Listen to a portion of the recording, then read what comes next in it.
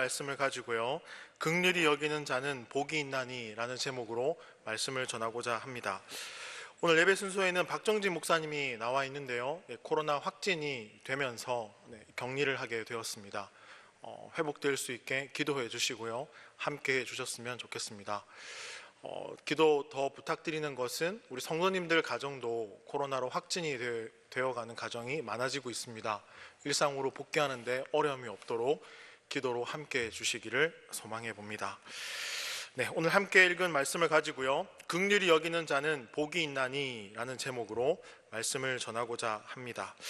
이 말을 다르게 조금 표현하면요, 그리스도인에게는 긍휼이 있어야 된다라는 것입니다. 이 그리스도인의 삶 가운데 긍휼이 빠질 수 없다라는 것을 예수님께서는 말씀해 주고 있습니다. 말씀으로 들어가기 전에요, 퀴즈를 하나 내고자 합니다. 성경에 등장하는 인물 중에 가장 긍휼함이 많은 분이 있다면 그분은 누구일까요? 감사합니다. 너무 당연한 걸 제가 물어봤네요. 그죠? 맞습니다. 누구나 다 예수님이십니다 라고 말씀하실 겁니다.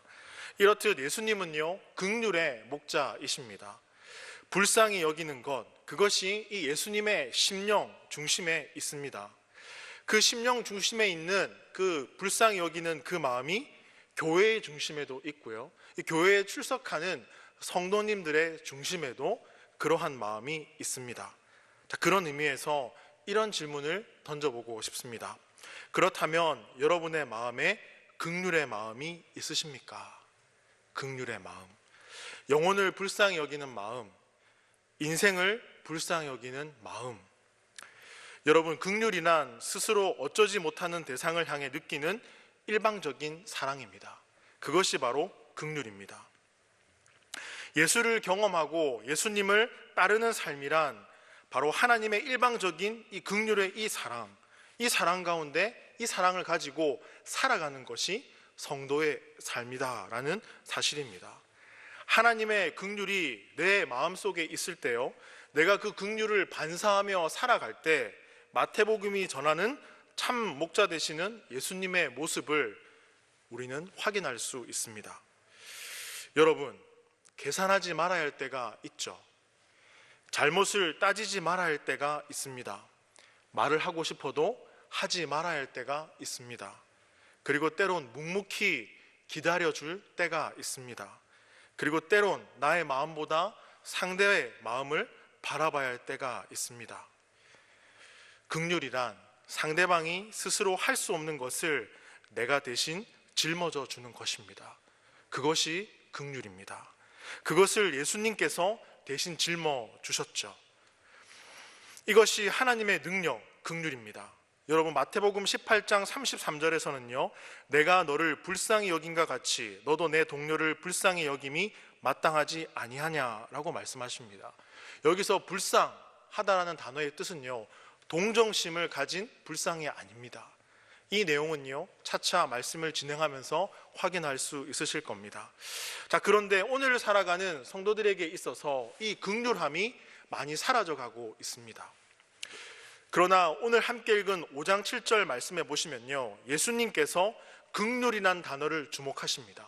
그리고 긍휼이란 말씀을, 이 단어를 사용하실 때 정말 중요하게 여기고 있구나라는 것을 알게 되어집니다. 왜냐하면 7절 말씀을 보시면요, 긍휼히 여기는 자는 복이 있나니 그들이 긍휼히 여김을 받을 것이미요 라고 말합니다. 예수님께서 긍휼을 말씀하시면서요, 자신을 따라오는 제자들에게 너희들이 진정 나를 따르는 제자들이라면 마땅히 긍휼히 여기는 자가 되어야 된다라고 말씀하시죠. 그렇다면 여러분, 우리에게 긍휼이 있습니까? 저한테 물어보는 질문이기도 합니다. 승범아, 너는 긍휼함을 가지고 있니? 저는 이 긍휼이란 단어를 떠올리면요, 하나의 에피소드가 생각이 납니다. 제가 전도사 시절에요, 늘 토요일이 되면 저희 교회에 찾아오시는 노숙인이 있었습니다. 토요일 점심시간 늘 찾아오시면서 항상 1,000원을 이야기하셨어요.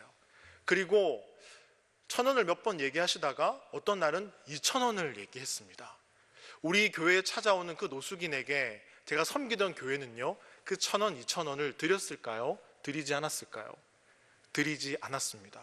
담임 목사님께서 어떠한 이유가 있든 그것을 드리게 되면 술이든 담배든 다른 것을 살 수 있으니까 주지 않았으면 좋겠다라는 그런 말을 했습니다. 그래서 마음이 어려운 저는요, 그래, 돕지 않는 것이 더 나은 것일 거야. 저분에게 있어서 스스로를 그렇게 다독였습니다.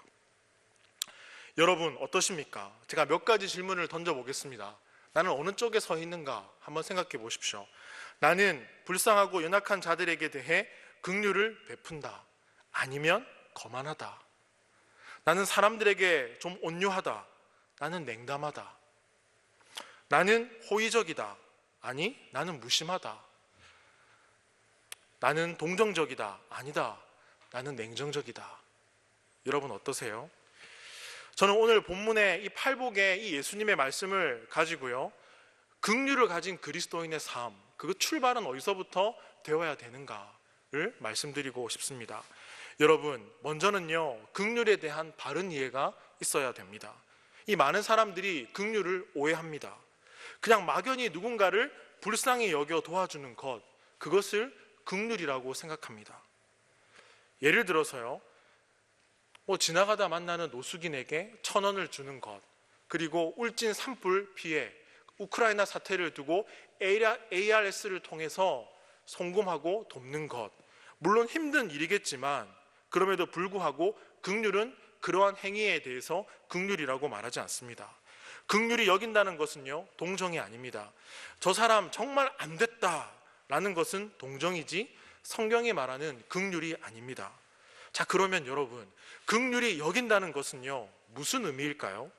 누군가 불쌍해서 돕고자 하는 마음이 아니거든요. 긍휼은요, 아주 구체적인 행동을 말합니다. 여러분, 2010년 이 사건을 기억하십니까? 사랑의 열매, 사회복지공동모금회의 비리. 그래서 사람들은요, 2010년을 기점으로 단체에 기부를 하지 않게 되었습니다. 기부 문화가 많이 퇴색이 되었고요, 이 기부하는 단체들의 비리가 늘 나오기도 하죠. 아니나 다를까 네이버에서 사회단체 비리라고 검색해 보시면 현재까지 뜨고 있더라고요. 아무튼 사람들은 2010년, 2015년에 사건을 기점으로 해서 기부 문화가 많이 줄어들었다고 합니다. 많은 사람들이 기부를 하지 않아 가난한 사람들이 더 힘든 연말을 보냈다라고 기사를 본 적도 있습니다. 그럼에도 불구하고 많은 그리스도인들은 누군가를 불쌍히 여깁니다. 그리고 돕고자 하는 마음도 갖고 있습니다. 하지만 불쌍한 사람들을 위해서 아무것도 하지 않습니다. 예수님은 오늘 본문에서 그것이 긍휼이 아니다라고 말씀합니다. 여러분, 그러면 도대체 성경이 말하는 긍휼, 그 긍휼은 무엇입니까? 예수님께서 말씀하신 긍휼은요, 영어 단어로 compassion입니다. 여러분, 함께 고통받다라는 뜻을 가지고 있습니다. 한 걸음 더 나가서 헬라어로 이 의미를 파악해 보면요, 비참한 상태에 빠진 사람을 오히려 불쌍히 여겨 그를 돕는 행동, 이것이 긍휼이다라고 말합니다. 누군가 불쌍하다고 말하고 여기는 것이 아니라 비참한 사람들의 삶 속으로 뛰어드는 행동, 이것이 긍휼이다라고 성경은 말합니다. 누군가의 도움이 없이 스스로 일어날 수 없고 불쌍한 사람들과 함께 고통을 받는 것, 그것이 긍휼이다라는 것입니다. 여러분, 아무리 사람을 동정하는 마음을 가졌어도 함께하는 행동이 없으면요, 그것은 긍휼이 아닙니다. 아무리 많은 돈을 기부하지만 기부한 그 사람과 함께하는 마음이 없으면 그것도 긍휼이 아니다라는 것입니다. 긍휼이 여기는 것은요, 사람들과 함께 고통을 나누고자 하는 마음, 그 마음 때문에 기꺼이 그 속으로 들어가서 그분과 함께 살아내고 부딪히고 살아가는 것, 그것을 긍휼이다라고 말합니다. 누가 그 일을 할 수 있을까요? 오늘 예수님께서는요, 그리스도인이라 불리는 제자들, 오늘날 성도의 삶을 살아가고 있는 우리가 바로 그 일을 할 수 있는 복된 사람이 되어야 된다라고 말씀하고 있습니다. 저는 온누리 교회에서 사랑부를 담당하고 있습니다. 우리 사랑부에는요, 지적 지체 장애인 분들이 있습니다. 가장 낮은 자리에서 섬기고요, 생명과 죽음의 경계선상에 있는 분들과 함께하고 예배를 드립니다. 이곳에는요, 긍휼의 마음을 많이 가지고 있는 분들이 참 많이 있습니다. 실제로요, 이 지적 지체를 앓고 있는 자매가 집을 나가게 되었습니다. 보호하는 선생님이 잠깐 자리를 비운 사이 집을 나가게 되었어요. 찾을 길이 없죠. 돌아오지 않는 이상. 경찰서에 신고도 하고요, 이 담당 섬김이 집사님께서 전화가 오셨습니다. 목사님, 이 자매가 활동보조 선생님이 없는 틈을 타서 사라졌습니다. 어디에 있는지 몰라요. 그래서 저랑 저의 신랑이랑 활동보조 선생님, 그 이전에 이 자매를 케어했던 활동보조 선생님까지 세 팀이 차로 여기저기 자매가 갈 만한 곳을 찾고 있습니다. 갔던 데를 또 가고 또 가고 찾고 하루 종일요. 저에게 전화 온 시간은 주일 오후 예배가 끝난 그 시간이었습니다. 저 역시 이 자매를 찾기 위해서 집을 나섰는데 저의 딸이 같이 가겠다고 하는 겁니다. 아빠, 나도 갈래. 저희 딸은 5살이거든요. 그 딸에게 이 자매의 이름을 알려줬습니다. 은성이모, 나도 찾을래. 그래서 같이 딸과 함께 워터파크에 주차를 하고요, 곳곳을 다녔습니다. 저는 막 이렇게 외칠 필요가 없더라고요. 저희 딸이 옆에서 은성이모, 은성이모, 은성이모 막 그러는데 너무 가슴이 아프더라고요. 은성이모 없어 아빠, 없어 아빠. 그러면서 네 팀이 되어서 찾았거든요. 그렇게 1시간, 2시간, 3시간이 흐르고 결국 담당 성김이 집사님께서 이 자매를 찾았는데, 이사 가기 전 집에 불이 아무도 살지 않는 이사간 집에 불을 끄고 안방에 웅크리고 있었더랍니다. 무서워서요. 그 자매를 찾아서 다시 집으로 오는 길에 네 팀이 1층에서 다 만났습니다. 모두가 함께 울고요, 자매에게 묻지도 따지지도 않고 어디 갔었어? 이제 왔어? 다독이면서 집 위로 올라갔습니다. 그 분들의 울음에는요, 긍휼이라는 단어가 있었습니다. 고통을 함께 나누고자 하는 마음이 있었습니다. 이러한 마음들이 모여있는 곳이 장애인 사랑부입니다. 오늘 이 예배 오기 전에 사랑부에서요, 예배를 드렸는데요, 저희가 바울홀에 이동해서 예배를 드리고 있거든요. 오늘 6명의 고등부 친구들이 와서 섬겨줬습니다. 2명의 청년이 와서 찬양을 함께 했습니다. 그들의 마음속에 긍휼의 마음이 있지 않으면 함께하지 못하는 자리죠. 아무도 부탁하지 않았습니다. 자연스럽게 와서 예배하고 찬양하고 돌아가더라고요. 이런 긍휼이 가득한 곳, 그것이 장애인 사랑부입니다. 와, 가고 싶다 라는 마음이 드시죠? 사랑부는 여러분들을 기다립니다. 네, 제 전화번호는 땡땡땡 땡땡땡땡 주보에 나와 있습니다. 네. 자, 7절 말씀을 보십시오. 긍휼히 여기는 자는 복이 있나니 그들이 긍휼히 여김을 받을 것임이요. 이 말씀을 잘 읽어보면 이 말씀이 전제하고 있는 것이 있습니다. 긍휼히 여길 때 우리도 긍휼히 여김을 받는 복을 누린다라는 것입니다. 뭐라고요? 긍휼히 여길 때 우리도 긍휼히 여김을 받아야 하는 존재라는 것을 말해줍니다. 여러분, 저와 여러분이 어떻게 그리스도인이 되었습니까? 어떻게 하나님의 자녀가 될 수 있었습니까? 죄인으로 살아가는 우리에게 하나님이 찾아오셨죠. 베드로전서 2장 10절 말씀에요, 너희가 전에는 백성이 아니더니 이제는 하나님의 백성이요 전에는 긍휼을 얻지 못하였더니 이제는 긍휼을 얻은 자니라. 그렇습니다. 우리가 구원받아 하나님의 백성이 된 것을 하나님의 긍휼하심 때문이다 라고 성경은 우리에게 말씀해 줍니다. 그런데 우리를 하나님께서 불쌍히 여겨주시지 않으면 그렇게 되지 못하죠.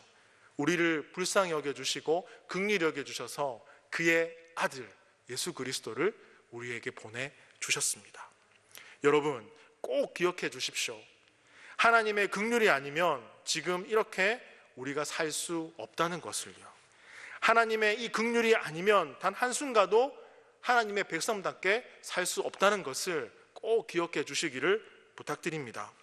그러니 잊지 마시고 날마다 이 말씀을 기억해 주십시오. 내가 하나님의 긍휼이 필요한 연약한 존재구나. 하나님의 긍휼만이 연약한 나를 일으킬 수 있구나. 이것을 깨달음으로 긍휼히 여기는 마음을 갖게 되는 저와 여러분의 삶이 되기를 소망해 봅니다. 자, 여러분, 제가 말씀드린 것처럼요, 긍휼이 필요하지 않는 사람은 없습니다. 그런데도 어떤 사람들을 보면 마치 자신에게는 긍휼이 필요하지 않는 것처럼 살아가는 사람들이 있습니다. 그런 사람들의 관점은 뭘까요? 누구에게 신세지고 싶지도 않고 돕지도 않겠다는 마음, 무덤덤함, 무관심이지 않을까요? 어떻게 관심 있는 부분만 관심을 가지고 살아갑니까? 그것은 긍휼의 그리스도인이 아니죠. 그렇다면 그 사람들은 왜 이러한 삶의 관점을 가지고 살아갈 수밖에 없을까요? 바로 하나님을 만나지 못했기 때문입니다. 여러분, 그거 아십니까? 하나님 앞에 서보지 않는 사람은요, 자신을 제대로 볼 수 없습니다. 거울 앞에 서기 전까지 자신의 모습을 알 수 없듯 하나님 앞에 서보지 않는 인생은요, 자신을 제대로 바라볼 수가 없습니다. 하나님 앞에 선 인생은요, 하나님께서 그의 삶을 보게 하십니다. 그의 성격을 보게 하시고요, 그의 모든 것을 보게 하십니다. 그게 바로 너야. 너의 삶이 이래. 그런데요, 그렇게 살아가지 못하는 인생은요, 그저 자기 나름대로 내가 살아왔어. 다른 사람에게 나쁜 짓 하지 않고 그냥 산 게 뭐가 문제야. 관심을 두지 않는 것, 그게 뭐가 문제야. 하지만 하나님 앞에 서면 우리 안에 온통 부족하고 연약한 것밖에 없다는 사실을 우리는 깨닫게 됩니다. 여러분, 로마서 3장 23절 말씀을 보시면요, 모든 사람이 죄를 범하였음에 하나님의 영광에 이르지 못하더니 라고 말합니다. 모든 사람이 죄를 범했다. 무슨 말입니까? 하나님의 긍휼이 필요하지 않는 사람은 아무도 없다라는 말입니다. 오늘 말씀을 다시 보십시오. 다시 한번 같이 읽어보겠습니다. 시작. 긍휼히 여기는 자는 복이 있나니 그들이 긍휼히 여김을 받을 것이며. 이 말씀을 처음 듣는 사람들 누굽니까? 예수님의 제자들이죠. 그들의 인생은요, 경제적으로 어려움을 당했고요, 버림받은 자였고요, 억눌림 가운데 있었던 사람들이 대부분이었습니다. 긍휼을 베푸는 인생이 아니라 긍휼함을 받아야 되는 인생이었습니다. 그런데 예수님께서는 이들에게 긍휼히 여기라 라고 말씀합니다. 긍휼함을 받아야 되는 인생들에게 왜 긍휼히 여기라 라고 말할까요? 그것은요, 제자들만이 하나님을 만났기 때문입니다. 하나님을 경험했기 때문입니다. 나를 이끄시는 손이라는 책의 저자 박관태 선교사님이 있습니다.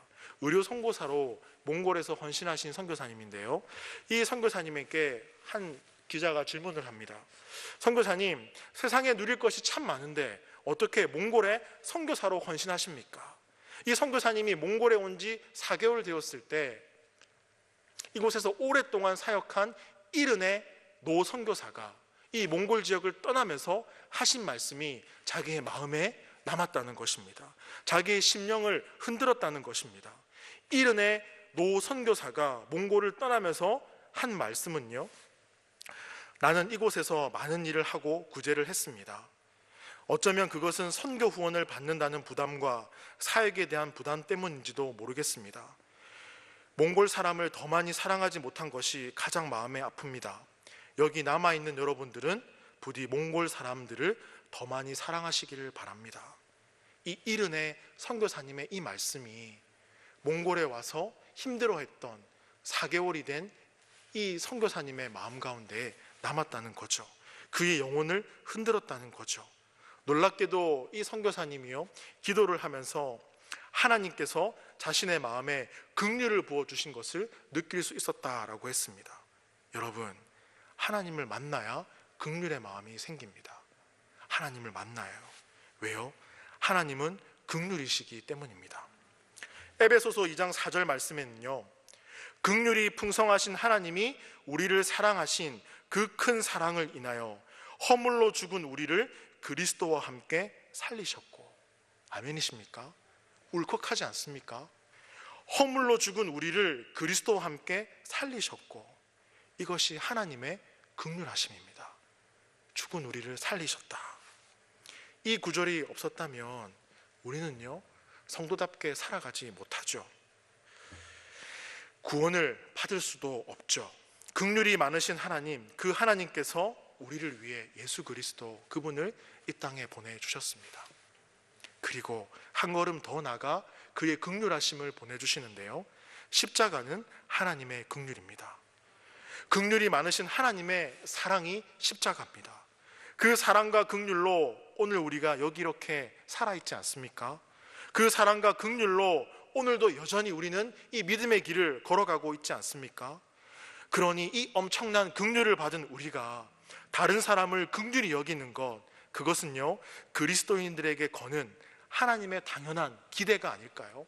하나님의 당연한 기대, 하나님은 우리에게 그것을 기대하십니다. 긍휼의 그리스도인이 되기를 말입니다. 저와 여러분이 긍휼의 그리스도인으로 살아가시기를 소망합니다. 제가 아까 잠깐 언급드렸던 노숙인 이야기를 이어서 하기를 원하는데요, 전도타 시절에 매주 찾아오시던 이 노숙인에 대해서 그러던 어느 날 제 마음속에 궁금함이 생겼습니다. 주지도 않는데 계속 찾아오세요. 10번 찍어 안 넘어갈 나무 없다고 계속 두드리시는 건가? 이런 마음이 들기도 하고, 그러다 어느 날 문득 하나님께서 그런 마음을 주셨습니다. 함께 이분이 왜 오는지에 대해서 좀 얘기할 수 있는, 그리고 이분에게 좀 묻고 그런 시간을 좀 가졌으면 좋겠다라는 마음을 주셔서 어느 날 오셨을 때, 선생님 왜 이렇게 계속 교회에 오십니까? 라고 여쭤봤습니다. 그랬더니 식사 시간이었거든요. 식사를 못했다라고 하시더라고요. 그래서 교회에서 드리지는 못하고 가까운 곳에 중국집이 있어서 함께 모시고 갔습니다. 근데 식당에 가니까 주저하시더라고요. 왜냐하면 냄새도 많이 나고 옷도 빨지 않아서 조금 그랬던 상황들이 있었기 때문입니다. 그래서 사장님께 양해를 구하고 들어가서 자리에 앉아서 메뉴를 시켜서요, 이런저런 얘기를 나누었습니다. 본인도 가정이 있다고 하셨거든요. 집은 김해고 하는 일, 사업들이 잘 되지 않아서 결국 집을 나오게 되었고, 저기 온천장 지하철역 그 밑에 온천천에서 노숙을 하게 되었다라는 이야기를 했습니다. 그렇게 하루하루 지내다 보니까 시간이 지나가고 그렇게 노숙인이 되어 있더라, 또 그곳에서 살아간다, 이런 얘기들을 하셨더라고요. 어떻게 이분을 좀 도와줄 수 있을까? 제가 돈이 많은 것도 아니고요. 그런데 그분께 그렇게 말씀을 드렸습니다. 선생님, 제가 금전적으로, 경제적으로 도와드릴 수 있는 게 많이 없네요. 그런데 제가 할 수 있는 게 있는 것 같습니다. 그것은 선생님에게 밥을 사드리는 겁니다. 제가 밥은 사드릴 수 있습니다. 한 번씩 이렇게 교회 오시면 저랑 같이 밥도 먹고 이야기도 나누고 했으면 좋겠습니다. 그러던 순간에 그분이 눈시울이 뜨거워지시면서 말이라도 감사합니다 라고 말씀을 하셨습니다. 그리고 그렇게 한 번씩, 두 번씩 교회에 찾아오셨습니다. 같이 밥도 먹고요. 그러면서 이런저런 얘기도 하고, 근데 그분께서 항상 국물이 있는 걸 드셨거든요. 왜냐하면 이 상태가 좋지 않아서 씹지를 못하셨어요. 그게 참 생각이 나네요. 그러다가 어느덧 그분의 발길이 뚝 끊기더라고요. 그분은 뭘 할까? 왜 오시지 않을까? 전화번호도 모르니까요. 그렇게 시간이 조금 흘렀는데요, 어느덧 토요일 날 말끔하게 옷을 갖춰 입고 교회에 오셨더라고요. 와, 무슨 일이 있었습니까? 집으로 돌아가게 되었습니다. 그때 따뜻한 마음이 힘이 됐고 위로가 돼서 감사하다는 말을 전하려고 왔습니다. 상황도 어느 정도 해결이 좀 되어가는 것 같습니다. 가족의 품으로 돌아가서 열심히 살아보려고 합니다. 이런 얘기를 하시더라고요. 제가 그분과의 만남을 통해서 깨달은 사실이 있다면요, 바로 함께 마음을 나누는 것이 얼마나 중요한가를 깨닫게 되었습니다. 동정의 시선이 아닌 진정으로 상대방과의 마음을 함께 나누고 그 인생을 알기를 소원하는 그러한 마음들. 그러나 세상은 그러한 마음들을 오해하더라고요. 그리고 더 관심을 갖지 않고 살아가는 것이 우리의 모습이고 마음이더라고요. 여러분, 우리는 이미 십자가에서 자신을 내어주시고 나와 함께 마음을 나누며 평생을 함께 하려고 하시는 하나님의 긍휼을 경험했습니다. 그렇다면 이제 그 긍휼을 세상에 보여줘야 되지 않을까요? 내 속에 감춰두고만 살아가는 것이 아니라 저와 여러분이 세상을 향해 하나님의 긍휼을 보여줄 수 있는, 이 세상 한가운데서 긍휼의 그리스도인으로 살아가기를 소망해 봅니다. 동정의 시선이 아닌 함께 하고픈 그 시선, 그 시선은요 주님의 시선입니다. 하나님의 시선입니다. 그 사랑의 그 마음이 나를 통해 구현되어지고 나오는 것이죠. 그래서 팔복 가운데 예수님께서는요 말씀하십니다. 긍휼히 여기는 자는 복이 있다. 그리고 그들 역시 긍휼히 여김을 받을 것이다. 긍휼히 여김을 받는, 우리에게 주는 분은요 하나님이십니다. 여러분, 세상을 향해 긍휼함을 잃어버리지 않기를 소망합니다. 가족을 향한 긍휼함을 잃어버리지 않기를 소망합니다.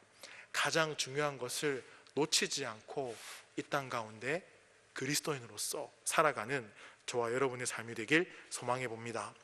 이 말씀 기억하시면서요 우리 기도했으면 좋겠습니다. 하나님, 긍휼의 그 은혜가 우리에게 있기를 소망합니다. 긍휼의 그 그리스도인으로 살아가기를 소망합니다. 우리 다 같이 한 목소리로 기도하겠습니다. 사랑하는 하나님, 우리는 하나님의 긍휼의 은혜를 경험하고 있습니다. 그 긍휼의 은혜가 나를 통해 반사되어 세상에서 긍휼의 그리스도인으로 살아가기를 소망합니다. 함께 울고 웃는 모든 것을 나누며 기도하며 살아갈 수 있기를 소망합니다. 코로나 이 시대, 더 강박하고 개인주의적 시대 가운데 연약한 자와 함께 하시길 원하셨던 주님의 긍휼함을 이 마음에 가지고 형제 자매 세상을 섬기고 어떠한 상황 가운데서도 함께함을 포기하지 않는 긍휼의 그리스도인으로 살아가기를 소망합니다. 그리하여서 그 긍휼함이 나를 통해 세상에 나타나기를 소망합니다. 그리고 그 나타내는 그 삶을 통해 세상이 나를 통해 그리스도를 볼 수 있는, 하나님 그러한 상황에 이르는 그러한 믿음의 길을 걸어갈 수 있도록 인도하여 주시고 함께하여 주시옵소서. 하나님 감사합니다.